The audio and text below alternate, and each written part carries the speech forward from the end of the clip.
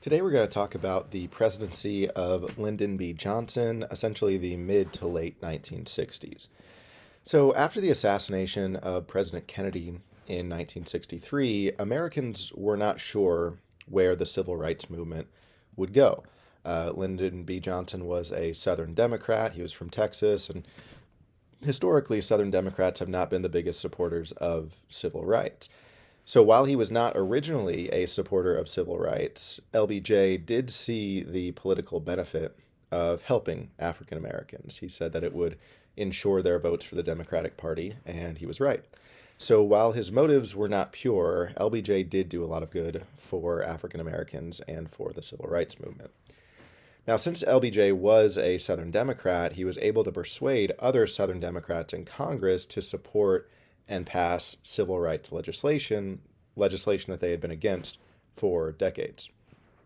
In 1964, both Republicans and Democrats in Congress passed the Civil Rights Act of 1964, and this made segregation illegal in all public facilities, and it also gave the federal government additional powers to enforce school integration, which was still coming along slowly, even though the Brown versus Board of Education decision had come down 10 years earlier. This act also set up the Equal Employment Opportunity Commission in order to end racial discrimination in employment. Also in 1964, the 24th Amendment was ratified, and this outlawed the poll tax. That was one of the measures that for decades had prevented poor blacks from voting, especially in the South. The Voting Rights Act of 1965 then ended literacy tests and provided federal registrars in areas where blacks had been kept from voting for so long. So you see, with one act of legislation after another and the enforcement of it, you see the Jim Crow laws being repealed one by one. Now, the impact of this was most dramatic in the Deep South, where African Americans could vote for the first time since Reconstruction. Freedom Summer was what the period in 1964 was called, when you have a volunteer campaign coming down to the South to register as many African Americans to vote. Specifically, Freedom Summer was targeted in Mississippi. You have a lot of people from the North coming down to Mississippi to register as many African Americans to vote as possible. Now, the major goal was to create freedom schools, which were basically summer schools for black students who ended up getting a second-rate segregated education during the school year. And these summer schools intended to bridge the gap in education that had existed, so that once school integration was enforced, that black students would be prepared for the higher education. And it was also to promote voter registration. Now, throughout the Deep South, civil rights activists and freedom riders who traveled through the South, they registered black people to vote, they integrated public places, they were met with beatings, bombings, and even murder by white supremacists. Now, the time when the murder took place was when three volunteers, James Chaney, who was a black member of the Congress on Racial Equality, Andrew Goodman, who was a white volunteer, and Michael Schwerner, another white volunteer, a member of CORE, they were arrested in Neshoba County by the sheriff during Freedom Summer in 1964. They had come down to educate black students and register them to vote, and they were arrested by the sheriff of Neshoba County, who just so happened to be a Ku Klux Klansman. They were then held in jail for 3 days and released, but as they were leaving prison, they were ambushed by the KKK, who killed them and buried their bodies. Local authorities would not investigate when these gentlemen came up missing. No one could find them, and the sheriff's department refused to investigate. So President Johnson sent the FBI to Mississippi to investigate, to look for and find the bodies. Now, when their bodies were found by federal law enforcement, this really shocked the country that something could happen in this day and age in the South, and it opened their eyes to the racial situation in Mississippi. Fannie Lou Hamer was one of the big leaders during Freedom Summer. Now, she was a remarkable woman. She went through a lot in her life. She was a sharecropper from the Mississippi Delta. At one point in her younger years, during a surgery to remove a uterine tumor, her white doctor gave her a hysterectomy without her consent. Now, this was something that was done from time to time in order to try to reduce the black population as a form of population control that doctors would try to enact. Now, since she and her husband then could not have any children, they adopted two children. She had been denied the right to vote her entire life. So in 1964, she led a group of 17 black people to a voting poll, but due to the literacy test, which was deceptively worded and rigged in the grading, they were denied. Then on the bus ride home, they were stopped and arrested, and the police officers who arrested them said that they were stopped because their bus was too yellow. She was then beaten by police while in jail, insulted, and she helped to lead Freedom Summer and pushed for economic opportunity. Now, she was fired from her sharecropping farm once it was found out that she had tried to vote. Now, in addition to fighting for the rights of African Americans and for women, she was also a pro-life activist. She knew firsthand the reality of population control that so many in the medical profession tried to push, both in the form of, in her case, non-consensual hysterectomies, but also with abortion. She advocated for the rights of unborn children whose vulnerable position, she said, black people and women should be able to relate to and sympathize with. In 1965, a voting rights march from Selma, Alabama to Montgomery, Alabama was met with police beatings. The Selma March became very famous after this. One of the activists who was involved in this, named John Lewis, he suffered a cracked skull at the hands of police officers. Now, in response to this violence, President Johnson sent in troops to protect Dr. King, John Lewis, and other civil rights demonstrators as they marched from Selma to Montgomery. Now, while these were huge strides, many young African Americans started to grow impatient at the slow progress and turn to violence. One unfortunate fact, that is a fact, is that change, positive change, comes slowly, and oftentimes negative change comes fast. But young people, while they're very passionate, tend to not be very patient. And so while the progress was happening, it was happening too slowly for a lot of them. And so they decided to turn to violence in order to try to make the progress happen faster. One of the groups that did this was the Nation of Islam. Seeking a new cultural identity based on Africa and Islam, the black Muslim leader Elijah Muhammad, who you see in the top picture to the right of Muhammad Ali there, he founded the Nation of Islam. He preached black nationalism, black supremacy, the superiority of the black race over others. He also preached separatism, that black people should intentionally separate themselves from whites because you can't trust them. And then he and his followers, who included famous boxer Muhammad Ali, famously called white people devils.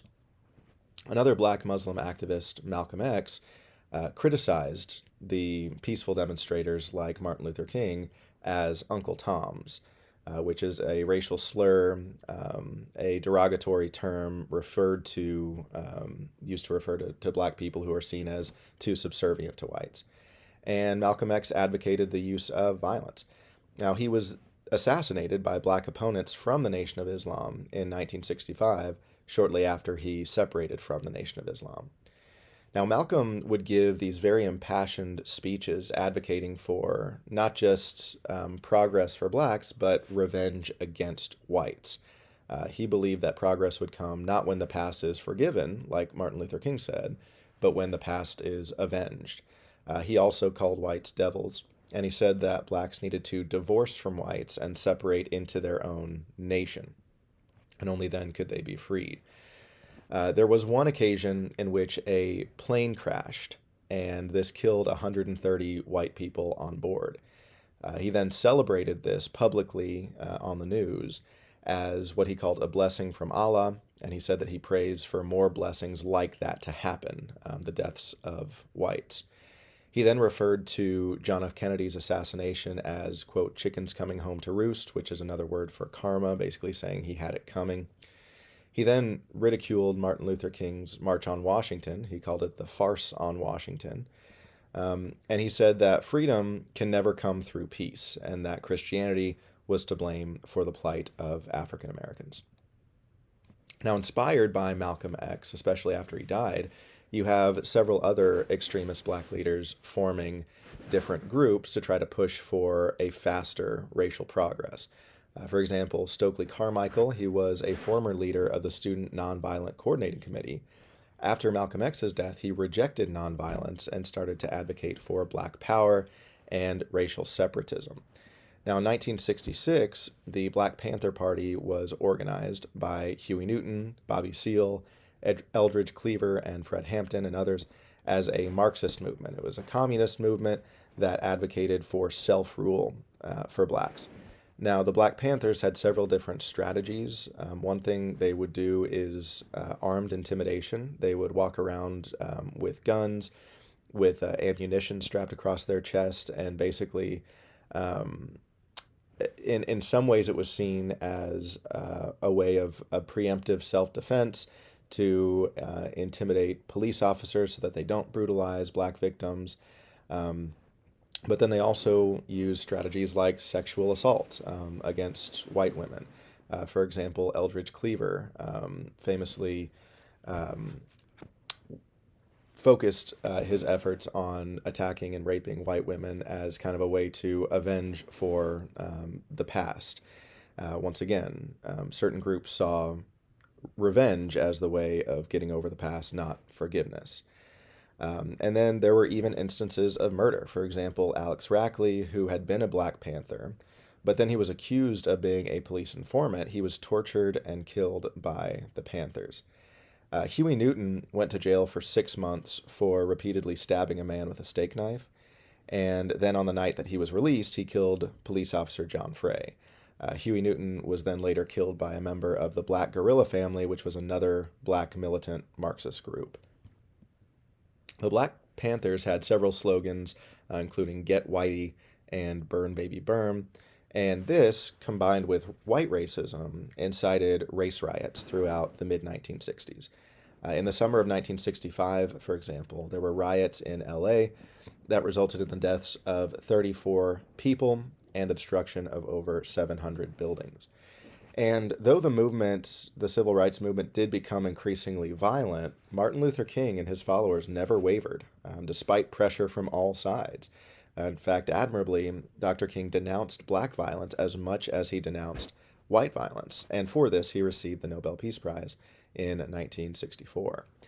Dr. King once said, "I would agree with St. Augustine that an unjust law is no law at all." Now, this statement showed Dr. King's support for what Gandhi called civil disobedience and for what Henry David Thoreau called civil disobedience, essentially breaking unjust laws, but doing so peacefully and politely to kind of raise awareness of the injustice of certain laws.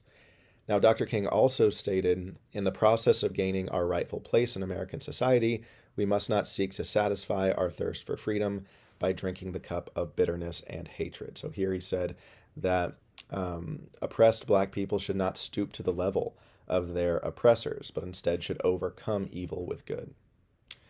Now, tragically, in April 1968, Martin Luther King Jr. was shot and killed by a white man while standing on a motel balcony in Memphis, Tennessee.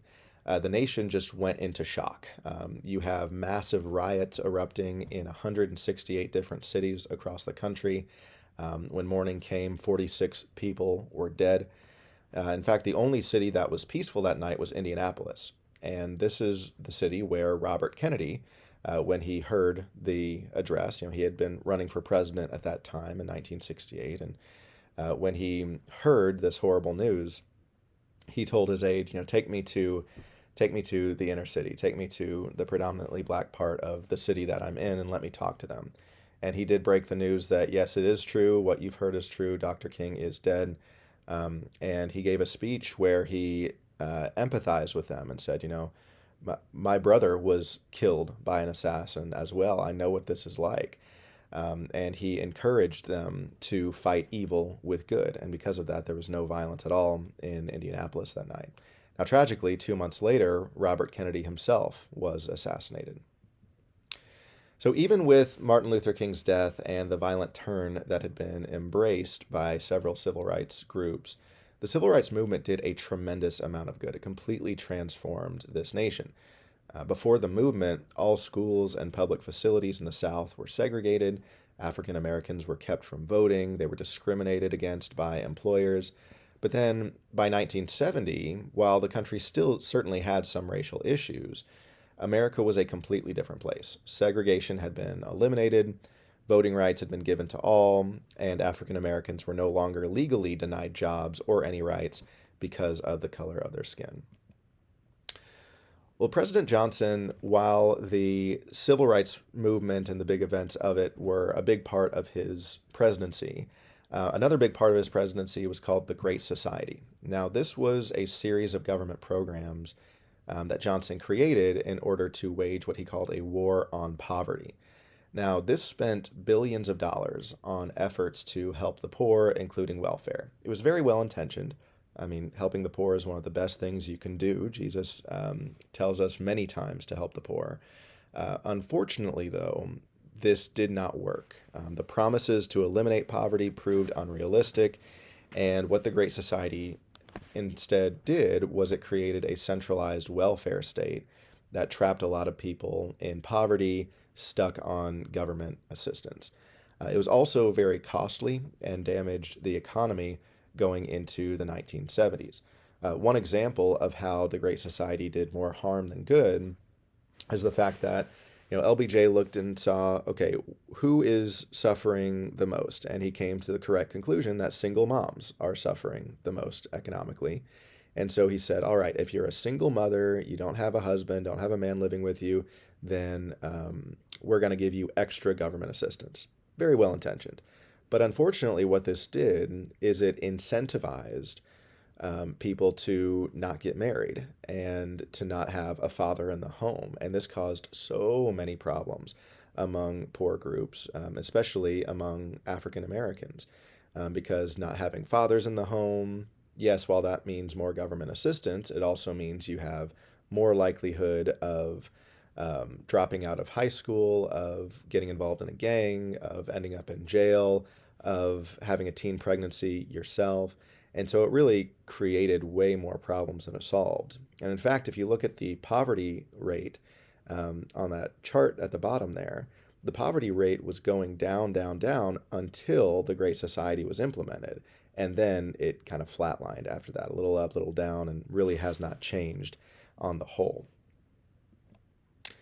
Now, more than anything, and this is the last thing we'll talk about in the video, the Vietnam War really defined Lyndon B. Johnson's presidency. So just a brief outline of the Vietnam War. Vietnam is a nation in Southeast Asia. You see it in the map there. It was separated between North Vietnam and South Vietnam at the 17th parallel line of latitude. Now, North Vietnam was communist and South Vietnam was a republic. The capital of North Vietnam was Hanoi. That is where Ho Chi Minh, who was the communist leader of North Vietnam, had his headquarters.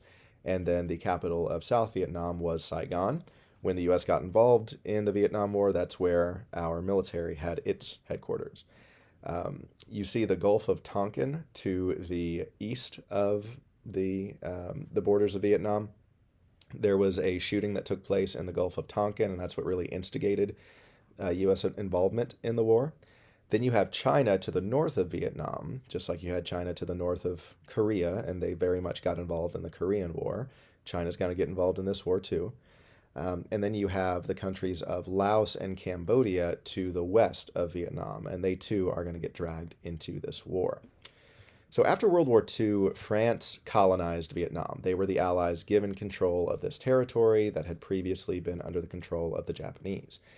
The Vietnamese wanted autonomy, they wanted independence, and so they fought the French for 9 years.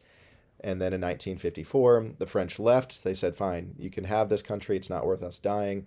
And the country was divided in two at the 17th parallel. Well, the U.S. then stepped in with the goal of containing communism. Remember, containment was our goal. We wanted to contain communism to North Vietnam. But many Vietnamese people didn't see it like that. They didn't see the U.S. as, benevolent occupiers trying to keep them from falling to communism.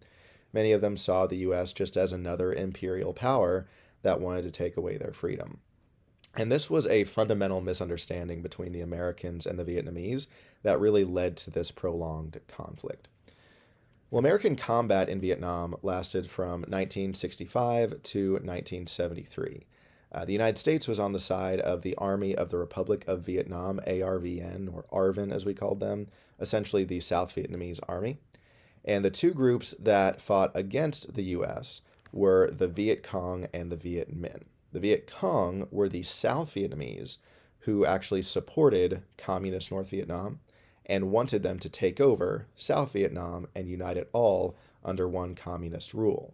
And then the Viet Minh was essentially the army of northern Vietnam, the North Vietnamese communists who were led by Ho Chi Minh. The Ho Chi Minh Trail is the way that the Viet Minh supplied the Viet Cong throughout the war.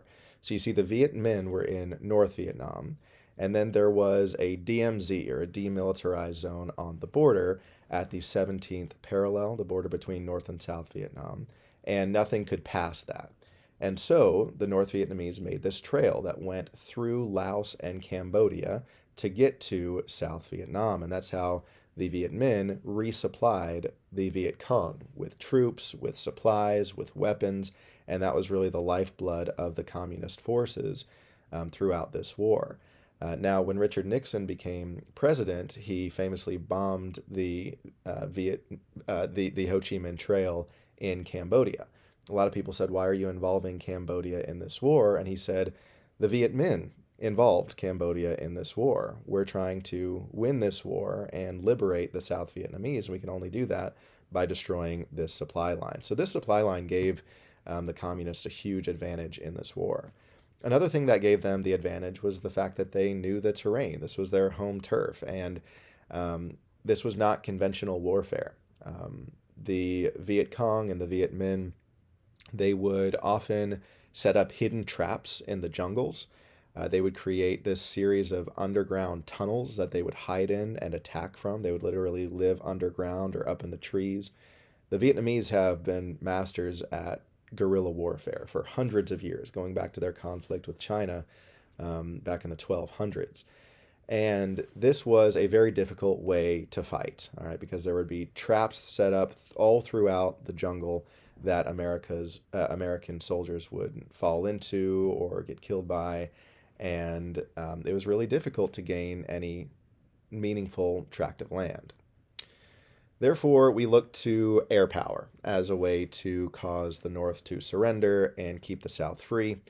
Operation Rolling Thunder, we called it, was a 3-year-long U.S. bombing campaign against the North Vietnamese, ordered by President Johnson. Now, during this bombing campaign, about 100,000 North Vietnamese civilians were killed, and 1,054 U.S. soldiers were shot down and either killed or captured as prisoners of war, and remained prisoners of war for years until finally Nixon was able to secure the release of the prisoners of war in 1972. This is seen as a failed operation because the communists continued to fight against the U.S., no matter how many of them were killed. So in America at this time, you have a big divide between whether you supported the war or didn't support the war, because war has historically been something that America's kind of unified around. Remember, the Spanish-American War was a big cause of unity for Americans. Same with World War I and World War II. But now you have a war that's actually quite controversial in the sense that half of Americans don't think we should be involved in it at all. And so people were divided up into hawks and doves. And if you supported the war in Vietnam, you were called a hawk. If you were against the war in Vietnam, you were a dove. Doves would often protest the war. Now, there were more hawks than doves, especially at the beginning, but doves were much more vocal, and their numbers grew as the war went on. One of the things that caused more and more people to be against the Vietnam War was the Tet Offensive. This was the largest battle in the Vietnam War. It was a 3-phase North Vietnamese attack on the Army of the Republic of Vietnam. It took place from January to September of 1968. And it was a campaign of surprise bombing attacks throughout South Vietnam. The communists would attack civilian and military command and control centers all throughout South Vietnam. You see on the map there all the places that they attacked. And while the US and South Vietnamese were able to fight back against the Viet Cong and the Viet Minh, still the highest number of casualties took place during the Tet Offensive. For example, about 300 American soldiers were dying per week, 300 per week. And people are hearing about this on the television every night, and it really starts to wear on people. This was the largest military operation of the war. So the Tet Offensive caused support for the war to decline in the U.S., and by 1968, with the war not going well, the American public grew very discontented with their leaders and wanted new military and political leaders to try to bring an end to this conflict and lead us into a time of more domestic tranquility as well. So in February of 1968, the Secretary of Defense, who had been one of the architects of this war, had been the chief strategist of our tactics in Vietnam. His name was Robert McNamara, and he resigned his position as Secretary of Defense, something that he had held ever since the time of Kennedy's presidency. And then in March of 1968, President Johnson announced that he would not run for re-election. And this is pretty rare for a sitting president who could run for another term, saying that he's not going to run for a second term. That is very rare. And because of this, new leadership in Washington was really seen as needed in order to bring this war to an end. So by the end of Johnson's presidency, which was January 20th, 1969, there were approximately 550,000 U.S. soldiers deployed in Vietnam. Every year of Johnson's presidency, he increased our troop presence by thousands and thousands and thousands. And he and McNamara continued to say, oh, all we need is just a few more troops, a few more troops, a few more troops, and eventually we'll gain the advantage. And it never happened. And so by the time he left office, there were over 500,000 American boys on the ground in Vietnam. Then, when President Nixon took over, since he won the election of 1968 and became president in January 1969, he decided to slowly but steadily remove these troops. Now, the U.S. would remain in Vietnam for another 4 years, but our presence would decrease gradually, and the casualties decreased steadily during those years as well.